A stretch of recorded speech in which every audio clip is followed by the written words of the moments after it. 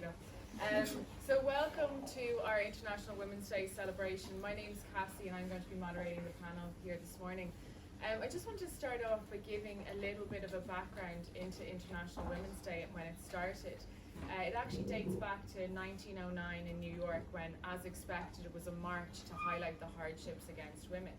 But very, very quickly it grew in popularity across Europe, and by 1911 there was marches popping up all over the world, and it was about voting rights, educational rights, as you would expect back then. By the 60s and 70s it kind of been appropriated by the leftist groups who joined forces with women's interest groups, and they would march to the streets and call for pay equality, parental rights, reproductive rights, even back in the 60s, and highlight violence against women as well. Thankfully, things are a little bit different today, and we don't have to, march to the streets for our voting rights anymore. But there is still a lot of work to be done. We do need to get more female representation in boardrooms, in government, and across media. The theme of International Women's Day this year is Each for Equal. And that theme comes from an idea of collective individualism. So the idea is that the onus is on each and every one of us to advance gender parity. That it's about what we do and our conversations and our actions and our thoughts and how that contributes to a wider society. So we're going to talk a little bit today about what Savills is doing as a whole, but also what we can do for each other to get to where we want to be, essentially. So I'm delighted to welcome Isabel, Sophie, Clary and Roy this morning. Welcome. So I guess we can't really talk about where we need to go without talking about where we are now. So, warts and all, where are we? Well, I think to be fair, at a senior level, we're at a pretty poor representation, if you want to call it out. At director level, we have less than 10% female representation. That said, I think following some really great promotions in the last week, at associate level, for instance, we're nearly at 50-50. So we see some seeds there for potential, some great people coming through the ranks, but at senior level we have a long way to go. Do you have any thoughts or any ideas as to why that is? They're a combination of things. I suppose we discussed earlier our business is subject to recessionary trends. Many in the room mightn't know that we had 3 other female directors that for a variety of reasons at the time of the recession are no longer there. So that's part of it. There's obviously work-life challenges for people. The nature of what we do can be demanding, particularly in a sales environment. You have to be real time. You need presence, and that's can be conflicting. And it's the nature of the industry, I think, as well. We're in a very male-dominated industry, so there's a certain perceived bias in the sector. Do you want to tell me a little bit about what Savills is doing or trying to do to promote gender parity and diversity in the workplace as a whole? I think this year, and working with Amy and our HR team, we have, I suppose, even for females looking to go on maternity leave, we have brought in, full paid maternity leave after 1 year service within the company. So that gives a huge amount of flexibility, right? For people who are either thinking about having a family or, are going out and, what does that look like? They might only be able to take 3 or 4 months off, but now they've got, support there for 6 months as they go out. As we spoke, as Isabel said earlier, we are looking in terms of the people that are coming through the ranks, how we can support them, how we can move them forward, and I suppose get them to a senior level now. We do have a couple of steps definitely to get there from associate up, but I suppose the company has recognised this gap, and how we get there now is what we have to work on over the next couple of years. And why is it something that you guys care about? I suppose as the man on the front of the room, I'm here as I suppose my team, my department would probably be one of the largest departments in the company, and we have a ratio 2-to-1 female to male in property management. At our senior manager level from associate up, 8 are female, 7 are male. So for me it's very important to find the best people to do the job. And whether they're male or female, you know, makes no difference to me. It just so happens, I think, that a lot more females move around the property management side of the business and sector of the industry rather than agency or transactional. That's interesting. And Sophie, you were saying earlier on that your college course where you studied, it was quite a good balance between people actually studying property. It was, yeah. So I went to Reading University. It's much larger than DIT here, so there was about 200 people on my course, and it was about 50-50. And I think the trend, it never used to be like that, and as the years have gone on, it's become more equal. Brilliant. A lot of it as well, I suppose, and I suppose the comfort and advancement of gender parity in any office, in any industry, comes down a lot to the culture as well. So how can we create a culture where women feel supported and feel like there's opportunity there? Look, I can only speaking from my own perspective as, you know, a female director, within, I suppose, for me, you know, I did have a huge support from my peers, you know, when I was coming up, you know, through the ranks, and I suppose they number one supported me in what I was doing within the company and how I was going to get there. But also, I suppose, the people that I put around me on my team, I will say probably an all-female team, but, you know, for all that, you know, there has been a huge amount of support that I've gained along the way. But, you know, again, it goes down to hard work, commitment and everything, you know, all those elements that you want to bring to your business. And I suppose from my perspective, you know, I did go out on maternity leave twice. I was promoted twice to divisional and then to director. So, you know, all the elements in the past, you know, supported me to go to the future and to get the directorship within the company. So I do think, you know, there's many factors that play into it, and it's not just about being male or female, it's about what you want as yourself as a person, how you're going to move forward, the commitment you're going to put into it, but also what your peers around you and how they will support you. And I think for us taking away directorship role as managers, to understand people's different lifestyles, how, you know, some people need to go and collect children early, some people might have to support someone in their family, they might need to, you know, a bit of flexibility at times. So I think that element, definitely, if you can give that to someone, you should get it back as well. Yeah, so. Absolutely. I think it's very easy for us to look in industries, and a lot of the time there's an attitude from up top saying, oh, well, you know, we treat everybody the same, you know, that's fine. But really, equality isn't about treating everybody the exact same. It's about treating everybody in respect to their needs, so everyone can have the same outcome. And I think that's something that we should consider when we're dealing with each other. So I suppose on a team and peer-to-peer level as well, is there any kind of advice you would have for people in that regard? Like how can we support each other? Yeah, okay.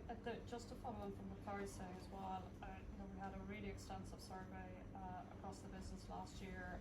There's some really important work streams set up out of that, and being part of SAVAS, I think that for me is the people influencing the culture as opposed to the culture dominating the response. And I think that the outcome of that is really important, and I think it's important we don't preempt that, and that we receive it with an open mind. So I support what Clary says. Like we have to learn to have honest conversations at every level. You know, I think we're great for kind of going, well, it doesn't work because, but I think I'm really receptive to if you give, you get, and if we can create that environment, that flexibility is kind of an overused word, but what does it look like? And every team is different, needs are different, both for the individual and the business. So I think honest conversations are important that help people understand where the shortfalls are for them and where the and how you can fix it. So I think that for me is the most important thing about a culture that we try to foster, is that from day one. I mightn't like what you said to me, but I think if I need to hear it, it needs to be said. So we need to get to that environment where it's open. And also think diversity is about not just about gender, it's about thought. And we are, as an industry, quite one-dimensional because of the way the licensing is structured, and we all have to have a certain kind of degree in everything. So I'd really encourage a greater diversity of thought to influence our culture as well. I think that's something that has shaped us, is just where we've come from. So that's something I think we could look for more as well. So, in order to make, I suppose, the property industry a little bit more diverse as a whole, and not just Savills as an employer, is it going back to the licensing and looking at that, and kind of where does that responsibility fall? I think that's part of it. It's not the entire. I think it's part of it, because then you can bring in people from other industry, and then they bring other thoughts, and they can influence it better. So I think it's part of it. Yeah, I think as well, you know, property can sometimes have very, you know, there's reputational damage. You know, people drop in and drop out of property, and certainly at college stage, and you know, you hear stories years ago, mums and dads saying, "Oh, don't go to a property course, go to pharmaceutical or, you know, other areas where you get a better job, or you will get a job." So I think we are always at the, I suppose, the mercy of where the market is, because the influencers to the people who start college are the mums and dads. You know, the parents. You know, the parents and guardians at home are the ones who help, you know, formulate their children and set them on that path. And if that path brings them to a property-led course, then, and if they stay through that, then I suppose, you know, then it's up to us to as an employer to capture them, lure them, manage them, mentor them, and develop them, whether they're a male or a female. And obviously there's those, we were talking earlier on about those trends in what people choose to study based on the recession. I wanted to study architecture in 2008, and my parents told me not to, and now I'm a podcast producer, so they were right. But how do you kind of like stabilize the industry? How would you, do you have any ideas? And maybe Sophie, because I think you're recently out of college, have you any ideas of how you would get more students studying property at a more consistent rate rather than watching these trends rise and fall? Yeah, well, I think maybe it should start earlier, in that not many people know about the property industry and how many different jobs there are within it. So maybe it should start at a younger age, and a kind of, I don't know, like mentoring scheme or something like that, to get more women, or just people in general who are not from a property background from their family, to know about those jobs and what opportunities lie out there. And actually, just to follow on from that, you know, property can be perceived as, you know, a lot of agency and, you know, that element of work, but there's a huge, as we said, Roy would have huge element of management, like property management. There's a whole, you know, area around that which I think a lot of people aren't aware of, and particularly on my side, which was the letting side and the PRS side, which wasn't in vogue for a very long time, but now it's ours at the moment. But I think people, again, you know, there was huge groups of people that didn't realise when the recession happened, because it was all agency work and transactional, that there was a whole other, you know, ship keeping everything steady there for a couple of years, while, wasn't there? That's it, bread and butter. But that does mean, you know, you're back to educating people, and as Sophie said as well, you know, the SCSI, which I suppose is the governing body in chartership for property professionals, they are trying to get to colleges and even schools now. You know, it's not a question of, you know, trying to get to somebody who's halfway through a degree in property. It's going to 5th class, which is 50 or 6th year, and trying to explain them and bringing, you know, guys and girls through to show them, you know, that yes, if you're a female and you're in 5th class, you can have a degree or a career in property. It doesn't necessarily need to be transactional, agency or investment. It can be property management. It can be, you know, there's so many multi-facets to it. Yeah. And the SCSI, I think, in fairness, has also made it more user-friendly to become chartered. They've increased the competencies. They've given people better choice in terms of areas that they can specialise in, because it is so diverse. Very good.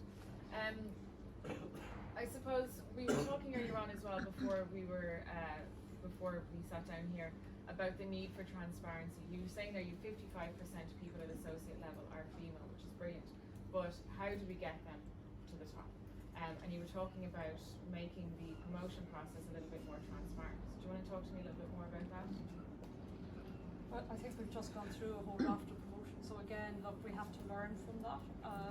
And probably the work isn't about just the day that you get promoted. The work is about what happens once you're an associate and how you get to the next step. And part of what we do is intuitive.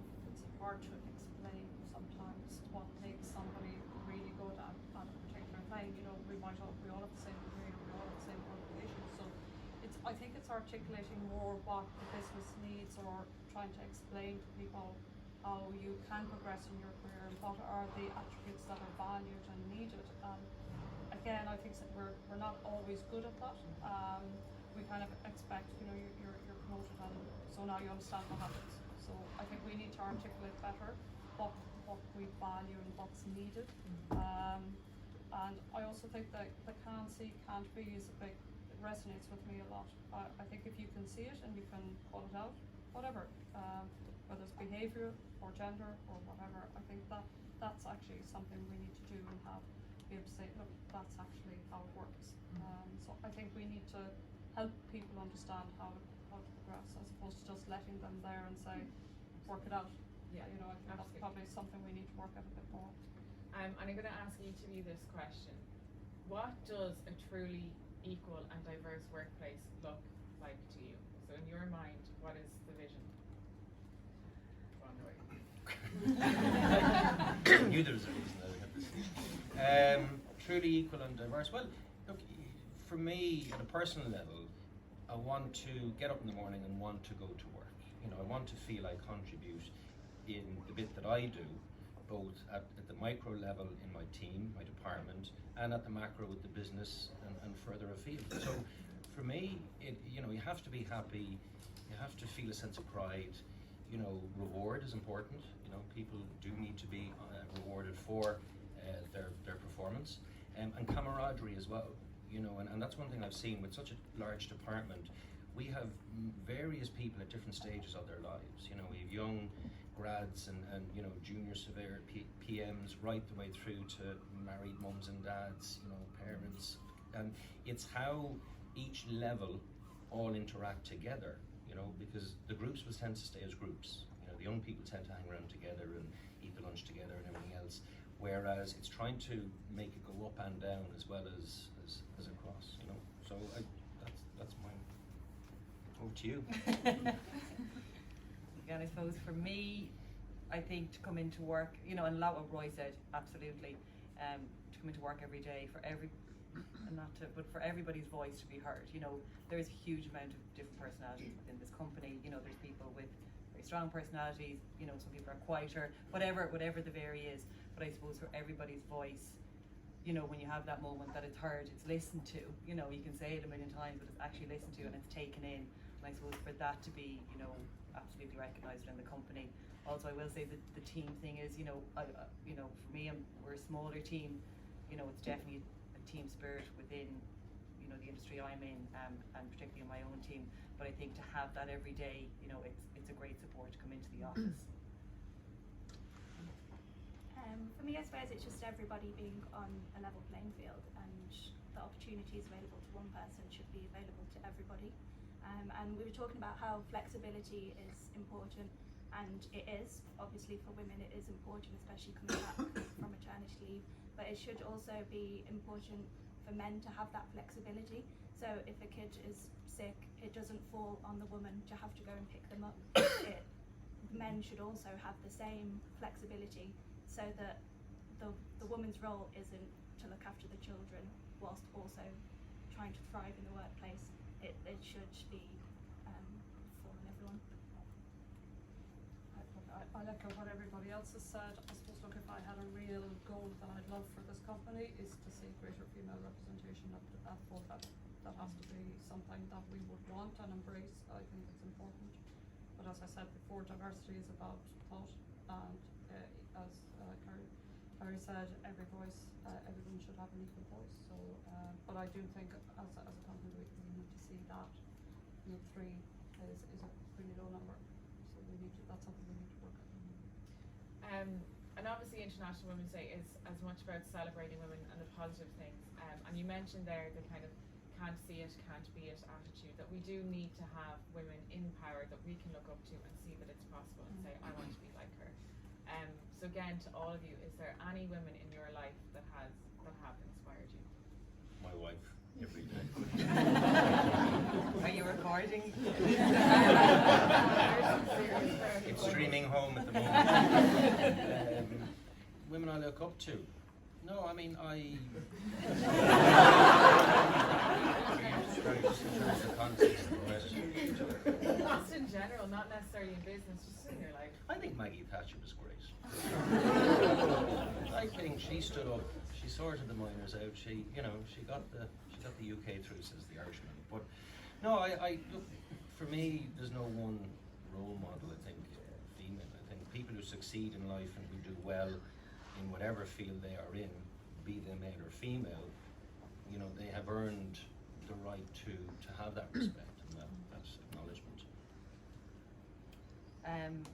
For me, not a celebrity, if you want to put it that way, but known in the industry, and nothing to my managers here within Savills, but I suppose previously, before here, I had a female manager that I would still look up to hugely and was a massive part of me coming here, supporting me in this job and then moving forward. And to this day, I would still, talk to her, about bits and pieces. And she was a massive part of my life, particularly when I was kind of making that transition from, moving into managerial roles. So I suppose that's one person that I would always think about. She was a female, and a very strong female as well. I don't think there's any one person in particular, but I think just anybody that's like pushing boundaries really. That so like say, well, yeah, Greta. I'd like say Serena Williams or someone like that that's really paving the way in their industry and pushing the boundaries. Yeah, they're for a lot of reasons, but there are 3 women in Cork who set up Irish, which is about encouraging women into STEM, and they've done a really positive job about encouraging people, just as Roy said, to think outside the box. Because some of us grew up at a time when you were either a nurse or a teacher, or you went to the bank, or else you were a failure. It was that kind of. But these, so those 3 women, I think, have really shown leadership in terms of just thinking outside the box and what life can do in life. Yeah, it's brilliant. I think that it's very easy, and I know before we kind of sat down, you were sort of sharing your concerns about the figures, and it can be easy to look at a moment in time like now and say, look, we haven't got gender parity in boardrooms, we haven't got it in politics. But if we look at where it's going and where we've come from, then we can see that in 10, 20 years we're going to be very, very, very close to where we want to be. And the way we get there is to just be flexible people, be a little bit understanding, having those supports, having the transparency with your promotions is phenomenal, and being conscious of it. I mean, the worst thing we could do is just ignore the problem entirely. So the fact that you're sitting here conscious about it and that Savills is open to even having this discussion, I think is a really positive thing. So thank you very, very much for having me here to talk about everything. Thank you. Thank you.